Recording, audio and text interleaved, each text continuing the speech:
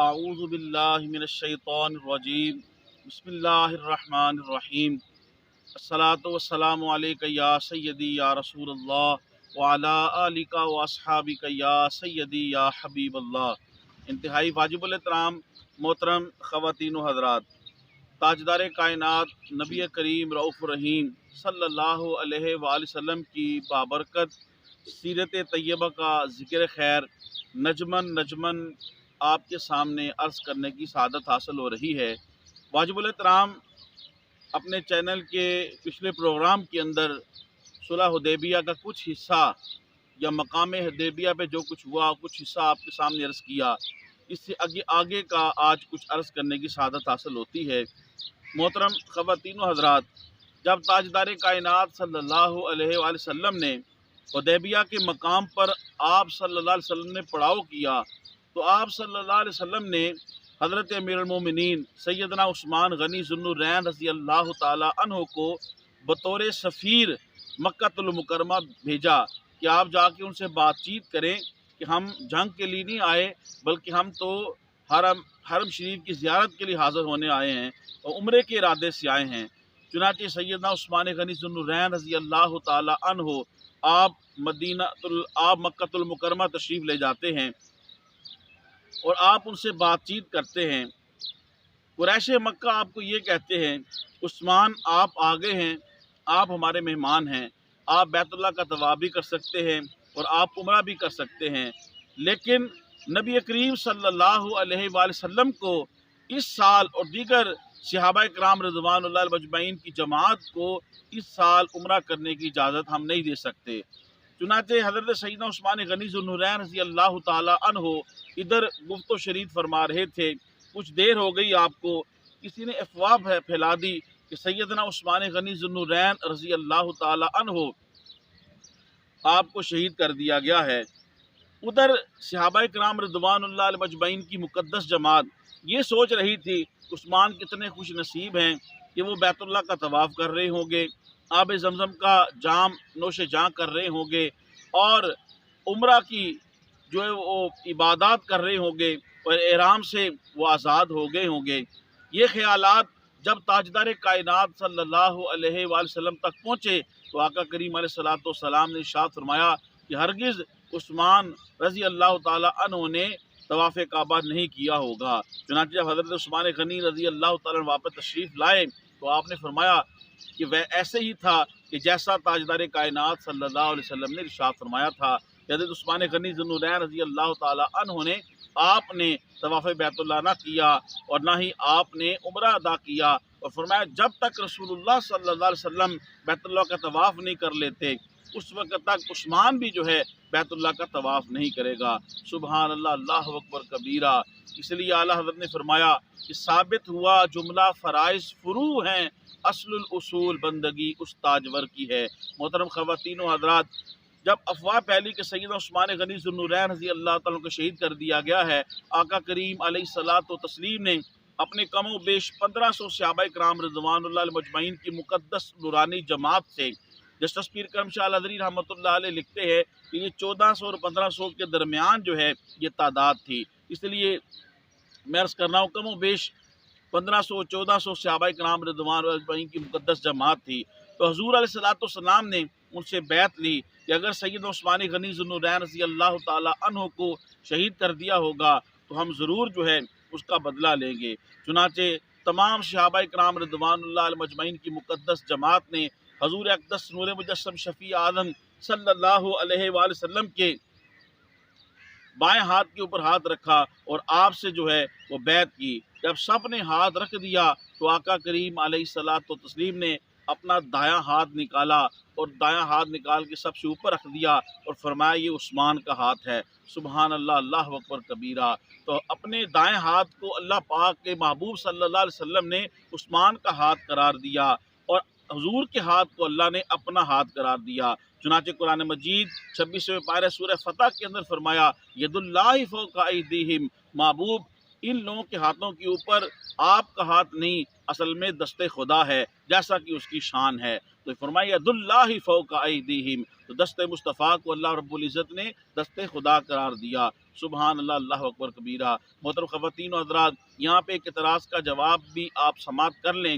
حضور علیہ السلام کو علم تھا کہ حضرت عثمان غنی ذو النورین رضی اللہ تعالیٰ عنہ کو شہید نہیں کیا گیا، تبھی تو آقا کریم علیہ الصلوۃ والتسلیم نے حضرت عثمان غنی کو اپنے دائیں ہاتھ کو حضرت عثمان غنی کا ہاتھ قرار دیا۔ اور دوسرا، حضور علیہ السلام کا یہ بیعت لینے کا مقصد یہ تھا تاکہ کفار کے دلوں کے اندر روب بیٹھے اور وہ مسلمانوں سے شر انگیزی کرنے سے اور جنگ کرنے سے جو ہے وہ بعد آ جائے۔ محترم خواتین و حضرات، اس کا یہ فائدہ ہوا کہ اب کفار قریش مکہ یہ سوچنے پر مجبور ہو گیا، چنانچہ ان کا کچھ سمجھدار لوگ بیٹھے اور انہوں نے کہا کہ اب حضرت رسول پاک صلی اللہ علیہ وسلم سے عرض کیا جائے کہ وہ اس سال جو ہے بغیر عمرے کہ آپ واپس پلٹ جائیں، اور چند ایک شرائط انہوں نے رکھی اس معاملے کے۔ سہیل بن عمر کو اس معاملے کے لیے انہوں نے دیگر چند افراد کے ساتھ حضور علیہ السلام سے گفتگو کرنے کے لیے بھیجا۔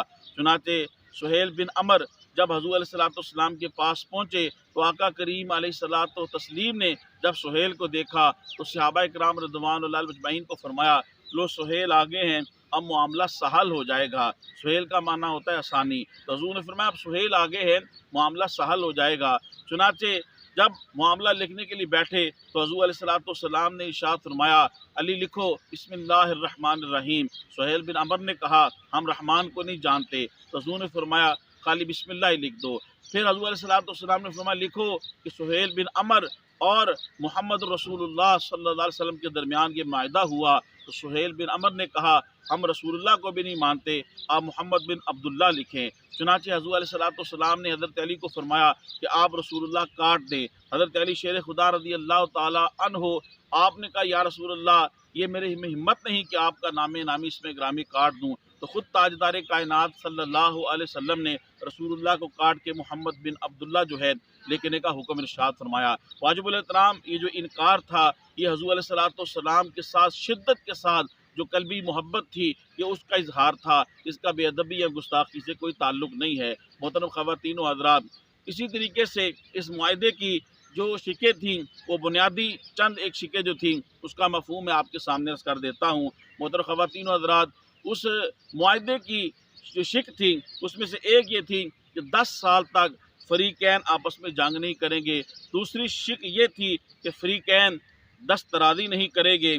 تیسری شرط یہ تھی کہ چوری اور خیانت نہیں کریں گے، اور چوتھی شرط یہ تھی کہ جو بھی قبیلہ جس کی مرضی ہو وہ قریش کے ساتھ اگر اپنا معاہدہ کرنا چاہتا ہے تو اس کے ساتھ کر لے، اگر رسول اللہ صلی اللہ علیہ وسلم کے ساتھ مسلمانوں کے ساتھ اپنی دوستی اور معاہدہ کرنا چاہتا ہے تو وہ قبیلہ جو ہے مسلمانوں کے ساتھ معاہدہ کر لے گا۔ جب حضور علیہ السلام نے یہ معاہدہ فرمایا تو فوراً ہی اس کے بعد قبیلہ بنو خزاعہ نے نبی کریم صلی اللہ علیہ وسلم کے ساتھ اتحاد اور معاہدہ کر دیا، اور قبیلہ بنو بکر نے جو ہے قریش مکہ کے ساتھ اپنا اتحاد کر لیا۔ اسی طریقے سے اس جو معاہدہ ہوا اس کی شکوں میں سے یہ بھی تھا اور تمام صحابہ کرام رضوان اللہ علیہم اجمعین یہاں سے واپس پلٹ جائیں اور اگلے سال آپ کو عمرہ کرنے کی اجازت ہوگی، وہ بھی صرف 3 دن کے لیے، اور صرف تلوار ساتھ ہوگی اور وہ بھی نیاموں کے اندر ہوگی۔ واجب الاحترام، بظاہر یہ ساری شکیں جو تھی یہ مسلمانوں کے خلاف نظر آ رہی تھی۔ صحابہ کرام رضوان اللہ علیہم اجمعین کے اندر اضطراب تھا۔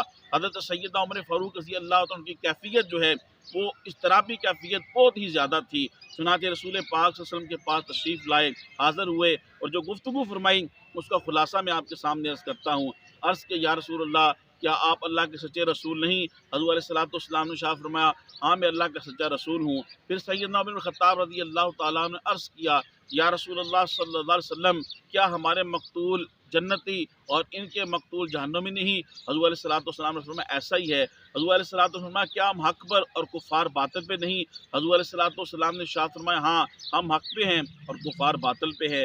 حضور علیہ السلام کو عرض کیا یا رسول اللہ آپ نے نہیں کہا تھا ہم بیت اللہ کی زیارت کریں گے؟ حضور علیہ السلام نے ارشاد فرمایا کہا تھا، لیکن یہ تو نہیں کہا تھا کہ اسی سال ہم زیارت اور عمرہ کریں گے اور طواف کریں گے، میں اللہ کے حکم کے اوپر مامور ہوں، یقیناً اللہ تبارک و تعالیٰ میری مدد و نصرت فرمائے گا۔